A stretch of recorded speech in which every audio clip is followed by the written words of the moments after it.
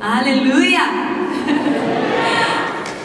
Estamos terminando de decidir algumas coisas aqui. Eu quero agradecer a cada um dos meus irmãos brasileiros, meus compatriotas brasileiros que vieram aqui. Muito bom a gente encontrar os brasileiros, né?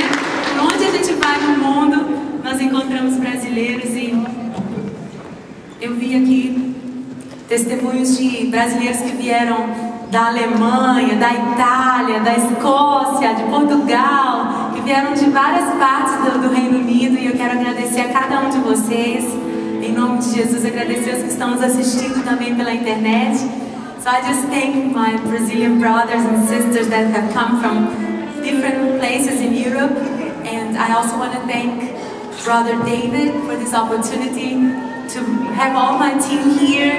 Let's clap our hands, vamos aplaudir.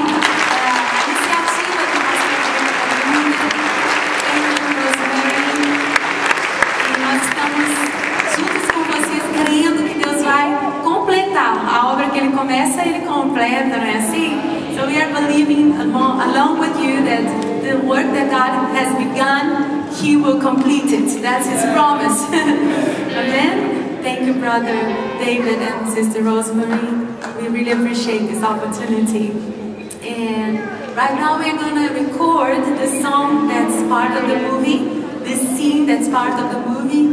So is everything ready with the cameras and everything? E agora nós vamos gravar a música que vai fazer parte de uma das cenas. E eu preciso então que todas as pessoas que estão lá para trás venham para frente.